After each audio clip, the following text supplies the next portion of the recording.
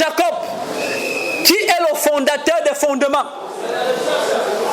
C'est Jacob qui a le mystère de l'ouverture de la voie. C'est Jacob qui est le premier homme à avoir vu les anges monter et descendre. Et c'est Jacob qui est le premier homme à avoir reçu directement le message de Dieu. La porte s'est ouverte. Jacob est le premier homme. Et Jésus nous a dit, vous aussi, vous allez voir les anges monter et descendre. Parce qu'au renouvellement de toutes choses, on doit commencer à renouveler la vue. Il faut renouveler la vue. Est-ce que mes frères comprennent? Alors la vue de l'homme doit être renouvelée pour qu'il ne soit pas aveugle, pour qu'il ne sombre pas dans la malédiction. Voici pourquoi ce mystère est important pour nous. Parce que toute porte, tout chemin a une entrée. Et l'entrée du chemin de Dieu, c'est la parole de Dieu. C'est la porte. Et Jacob est ce jeune garçon. Il était comme toi, il était comme moi. Il faut que l'Esprit te rappelle ce qui se passe pour que toi tu comprennes exactement que si tu es une porte aujourd'hui, tu es une porte spirituelle pour amener les enfants de Dieu à l'Esprit. Et que si tu es un fondement aujourd'hui, tu es un fondement spirituel sur lequel Dieu lui-même va construire la vie de notre enfant. Il faut que mes frères comprennent. J'ai dit, si tu es un pasteur, je t'invite à l'humilité d'esprit pour que tu comprennes. Si tu es un pape, je t'invite à l'humilité d'esprit pour que tu comprennes ton rôle. Ton rôle n'est pas de mener des gens dans des associations religieuses. Ton rôle est de construire les vies de chaque individu que Dieu aurait envoyé vers toi. Mais si tu perds ton temps dans de grandes associations et que tu n'as pas sauvé un homme, mais Dieu ne peut être en joie, Dieu ne peut être serein que si toi tu peux sauver un homme. Qu'as-tu donc fait pendant 30 ans de ministère? Qu'as-tu donc fait pendant 20 ans de ministère? Aucun homme n'a été sauvé. Pourquoi? Parce que tous les hommes, tu les as amenés dans un fondement faux qui n'est pas spirituel. Et dans l'église aujourd'hui, qu'est-ce qu'on trouve? Des gens charnels. Voyez-vous mes frères, on ne trouve pas des gens spirituels. Des gens capables de supporter quelque chose. Des gens capables de s'élever. On ne trouve pas ça dans notre église aujourd'hui. Du chef de l'église, tu entends quelqu'un dire je suis le fondateur de l'église, mais il est charnel, il est aveugle, mais qui peut le suivre? Celui qui le suit est aussi un aveugle. Jacob n'a pas été un fondement charnel, il a été un fondement spirituel qui a reçu directement la parole de Dieu, venue de Dieu. C'était un homme comme nous. Mais il avait été choisi pour être ça, pour poser le premier fondement sur lequel tous ses enfants et le peuple allaient être construits. Voici pourquoi nous devons regarder cela. Pour que chacun de nous s'identifie à ce ministère. Parce que Jésus a dit, vous devez d'abord voir les anges monter et descendre. Parce que si tu n'entres pas dans le chemin de l'esprit, tu ne peux pas voir. Ne peut voir un esprit que celui qui a reçu un esprit. Alors Jésus connaissait l'esprit qui était en Jean-Baptiste. Et Jean-Baptiste connaissait l'esprit qui était en Jésus. Mais Caïphe ne connaissait pas. Nicodème ne connaissait pas. Parce qu'on ne peut comprendre et connaître les choses de Dieu que celui qui a l'esprit de Dieu. Ce ne sont pas des récitations. Dieu est responsable. Et comme je suis devenu son image, je suis un responsable. Et non un agitateur religieux, un agitateur public. Non, le monde souffre, emprisonné dans cette ténèbres de pensées humaines. Les gens ont pensé que Dieu est catholique, jamais il n'en est pas question. Ils ont pensé qu'il est protestant. Ils ont pensé qu'il est sunnite ou chiite. Ils ont pensé qu'il est pentecôtiste. Et ils amènent les gens dans ces choses-là. Dieu est responsable. Dieu est amour, il est esprit. Et quand tu es son image, c'est ce que tu es. Au lieu de passer ton temps à danser dans des religions, tu devrais méditer cette parole jour et nuit et assumer tes responsabilités. Voici pourquoi il a dit, c'est lui qui écoute, met en pratique. Voilà un vrai disciple. Suivez mon exemple. Un véritable messager de Dieu parle comme ça. Faites comme je fais. Vous comprendrez mieux. J'ai une mission de responsabilité. Ce n'est pas une mission de fanatique religieux. C'est une mission de responsabilité. Et Jacob avait cette mission. Il avait été dit qu'il sera chef. Jacob, il connaît ça. Il avait été dit à sa mère que celui-là va dominer sur celui-ci. S'il domine, ça veut dire qu'il multiplie. S'il domine, ça veut dire qu'il remplit. S'il domine, ça veut dire aussi qu'il féconde. S'il domine, ça veut dire qu'il éduque. Il a la responsabilité d'éduquer celui-ci, le pauvre Ésaü, avec sa descendance, les pauvres nations. Celui-ci a la responsabilité de les cultiver. C'est Jacob. Et c'est sur lui que tout repose. Voici pourquoi, sur le chemin, quel chemin il empruntait, Jacob? Il allait chez Laban. Mais de la bouche de David, l'Esprit Saint parlait en disant, Seigneur, guide-nous sur tes voies. Ne nous guide donc pas sur les voies de Laban. Guide-nous vers tes voies. Vous voyez que chez Laban, on allait comme ça, mais chez Dieu, on allait comme ça. On partait de la terre au ciel, du ciel à la terre. Mais chez Laban, on allait d'un coin de la terre à un autre coin de la terre. C'était mystère. Lui, David, un homme de Juda, a dit, Seigneur, guide-moi sur tes chemins. Mais c'est quoi ton chemin? Ton chemin est la vérité. C'est sur cette voie que je veux que toi, tu me guides. Et le premier guidé sur le chemin, c'est Jacob. Son chemin ne va pas d'un coin de la terre à un autre coin de la terre. Son chemin s'ouvre de la terre au ciel. Et sa tête est posée où? Sur un morceau de terre dur qu'on appelle le roc, la pierre. Ce petit enfant, je l'imagine, il marche seul. Il y a des lions, il y a des panthères, il y a tout genre de danger. Que quelqu'un ne me dise pas aujourd'hui, je suis petit. Une petite fille va dire, moi je suis une petite fille. Mais non, l'esprit n'est ni petit ni grand, il est esprit. Il est l'alpha, il est l'oméga, il est le commencement, il est la fin. Il est éternel. Que tu sois petit ou que tu sois grand, ça n'engage que toi. Dieu ne regarde pas dans ta chair, mais il regarde dans l'esprit. Et c'est lui qui renouvelle toutes choses. Quand tu diras, je suis petite ou je suis petit, ça n'engage que toi. C'est un faux raisonnement derrière lequel tu te caches pour refuser d'assumer tes responsabilités. Tu es un fondement, tu es un fondement. Tu es une porte, tu es une porte. Je ne cherche pas à savoir si elle est petite ou grande. La mesure de la porte, c'est l'esprit, c'est la parole. La mesure de la porte, ce n'est pas le mètre carré. C'est l'esprit et c'est la parole. Et elle est alpha et elle est aussi oméga. Et le petit Jacob s'est senti fatigué. Sur les 5000 pierres, j'imagine, qui pouvaient être à cet endroit, il a choisi une pierre. Sur les 5000 pierres qui pouvaient être là, à un endroit pierreux, il n'a choisi qu'une seule pierre. Il a pris sa tête, il a posé sur cette pierre. Puis il a plongé dans un sommeil. Et Dieu le parle dans le rêve.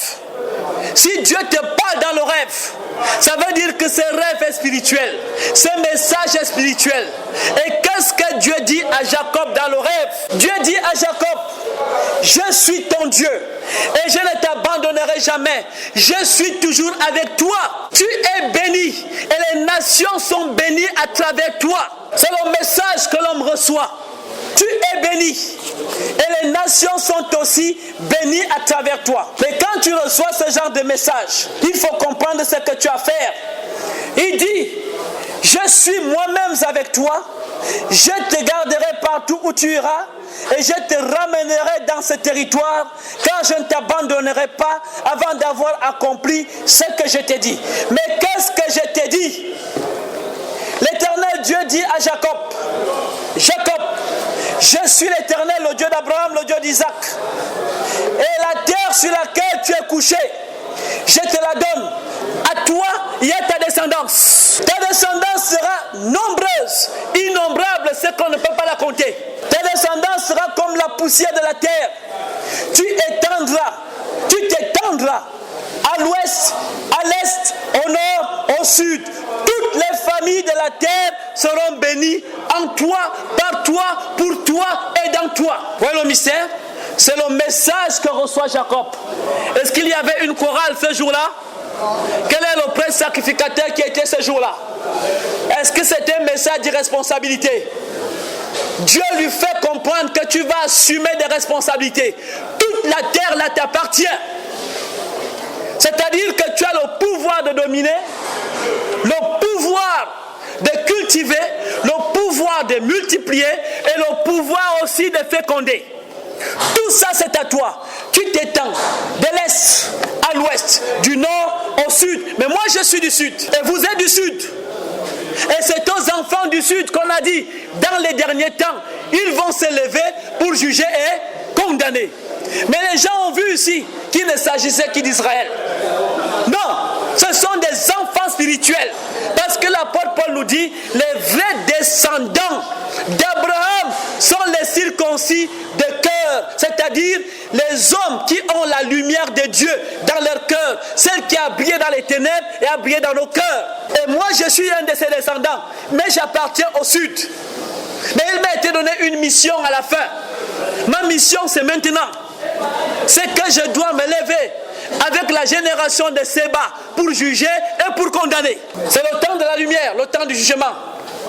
Que chacun s'examine. Toi qui es venu du nord, qu'est-ce que tu as dit? Qu'est-ce que tu as proféré? Toi qui es venu de l'ouest, qu'est-ce que tu as dit? Qu'est-ce que tu as proféré? Toi qui es venu aussi de l'est, qu'est-ce que tu as dit? Qu'est-ce que tu as proféré? Moi je suis du sud. Mais il est dit dans le message, un message de responsabilité. Voilà ce que tu vas faire. Alors quand Jacob se réveille de son sommeil, il dit que l'Éternel est présent à cet endroit. J'avais pensé que Jacob, il va dire que son sacrificateur est présent, que sa chorale est présente, que son parti politique est présent. Mais Jacob dit que c'est l'Éternel qui est présent, parce que dans sa vision, il était en direct avec l'Éternel, sa tête posée sur la pierre. Alors, Jacob savait, sa tête est sur un roc, et là-bas en haut, c'est lui qui est assis au sommet et aussi sur le roc. Et les anges, c'est-à-dire les messagers, porteurs du message, quittent Dieu pour Jacob. Quel est l'intermédiaire qu'il y avait là? Personne. Il a reconnu que c'est l'Éternel qui est à cet endroit. Et il a dit, à cet endroit, voilà ce que je vais faire. Ça, ce n'est que la maison de l'Éternel. Et il a dit, c'est la porte des cieux. Il n'a pas dit que c'est une porte de la terre. Il a dit, c'est la porte des cieux. Et c'est quoi les cieux? C'est l'esprit. L'esprit de Dieu. Le royaume des cieux est une question d'amour, de paix, d'esprit. Ça, c'est la porte qui mène à l'amour. Ça, c'est la porte qui mène à la justice. Ça, c'est la porte qui mène à la vérité. La voici. Regardez comment le fondement se fait. Ça, c'est la porte. Mais c'est lui qui a vu la porte et lui-même la porte. C'est lui qui a pris la pierre et lui-même la pierre. Alors Jacob, qu'est-ce qu'il fait? Il prend de l'huile. C'est lui la première personne à utiliser l'huile. L'onction. Il prend ça de sa poche qu'il lui a dit. Qui a dit à Jacob, prends l'huile, mets sur le caillou? C'était un signe spirituel. C'est la préfiguration de l'esprit qu'il a vu lui-même. C'est-à-dire que Jacob avait déjà avec lui l'onction, l'esprit. Parce qu'il est dit, nous ne pouvons donner que ce que nous avons. Alors lui, il avait quoi pour donner à la pierre? Il avait l'onction. Et c'est ce qu'il a mis. S'il n'avait pas l'onction, pouvait-il donner l'onction? Non.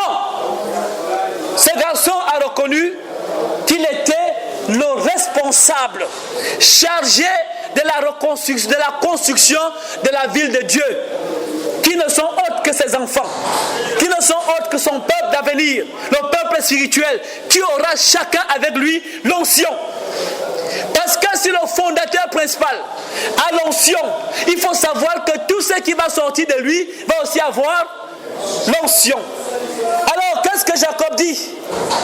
Il dit, cette pierre que j'ai érigée en stèle sera la maison de Dieu. Il a érigé la stèle, le fondement, le caillou. Il a pris le caillou, il n'était pas simple. Le caillou a reçu de l'onction. Et le caillou est devenu la maison de Dieu. Et sur le caillou, on a écrit maison de Dieu. On n'a pas écrit maison islamique, maison pentecôtiste, maison rosicrucienne, maison bouddhiste, maison ceci ou maison cela. Et qu'est-ce qui avait été mis dans la maison de Dieu? L'onction. C'est pas ça, mes amis? Et c'est comme comme ça que tout va être construit. C'est sur la base de cette pierre.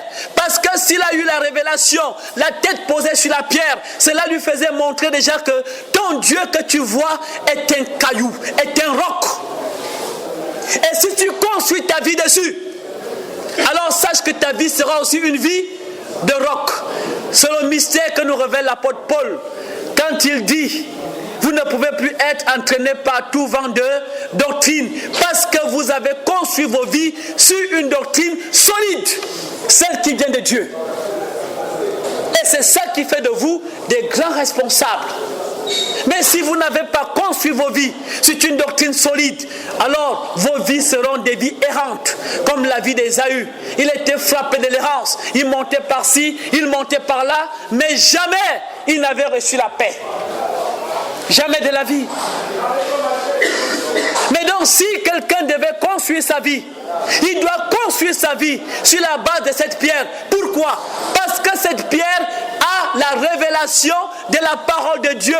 Et cette pierre a reçu l'onction de Dieu. Elle s'appelle maison de Dieu. Alors si elle est une maison de Dieu, ça veut dire que qui habite dedans? Un homme? C'est l'Esprit de Dieu. Mais cette pierre était Jacob lui-même, parce qu'il est écrit: tout est pur pour celui qui est pur. Puisque Jacob était pur, puisque Jacob était béni, les mêmes bénédictions qui étaient en Jacob contaminaient tout ce que Jacob touchait. Voici pourquoi Jacob peut prendre cette pierre pour nous montrer que voilà le fondement. Et plus tard, on a vu cette pierre se multiplier. Elle se multiplie parce que Jacob va faire 12 enfants. Les Écritures de la fin nous révèlent que ces enfants sont des portes. Il fait 12 enfants. Et chaque enfant est une pierre précieuse, représentée comme ça dans le livre d'Exode. Nous sommes partis comme ça, de la sardoine Rubin jusqu'au jaspe Benjamin. Nous avons parlé longuement à ce sujet, parce que chaque enfant représentait une pierre précieuse. Mais un mystère va se passer entre Jacob et Laban. Quand Jacob va partir, il va se séparer de son frère, de son beau-père Laban. Laban va revenir pour chercher à prendre Jacob. Mais qu'est-ce qui va se passer? Laban va dire: nous allons écrire sur un caillou. Et ce caillou, les Écritures seront témoins. Ils témoigneront devant Dieu. Si jamais tu maltraites mes filles, voyez-vous, la pierre va se développer. Elle s'est multipliée en 12. Et chaque pierre est lumineuse. Plus tard, elle est écrite, elle devient un témoin de Dieu. Toujours sur la pierre. Laban dit: ça va être un témoin. En cas de maltraitance de mes enfants, cette pierre va témoigner, les paroles vont témoigner contre toi. Ça veut dire ici que dans la maison de Dieu, on ne trouve que l'amour. Et les paroles qui sont inscrites dessus, ce sont des paroles d'amour. Si jamais tu as la pierre de Dieu, tu es la pierre de Dieu, tu es une maison de Dieu, et sur toi, il doit avoir l'onction, et tu dois manifester que l'amour, que jamais tu ne prostitues la fille ou le fils de Dieu. C'est pour ça que Lévi et Siméon ont tué Sichem en disant à leur père: veux-tu qu'on prostitue notre sœur? Tu sais bien que le témoignage dit: il ne faut jamais que Dina souffre. Il ne faut jamais qu'une fille qui est née de Jacob souffre.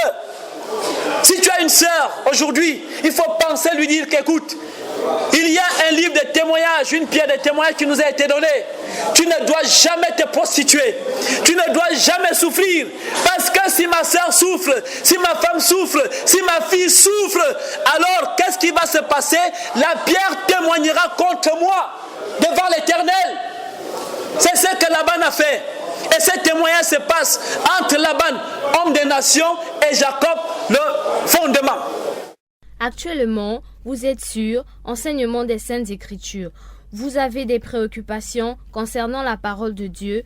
Vous voulez des éclaircissements sur l'enseignement du jour. Pour plus d'informations, vous pouvez nous joindre par mail beboulmichelco@gmail.com. Beboulmichelco, BEBOULE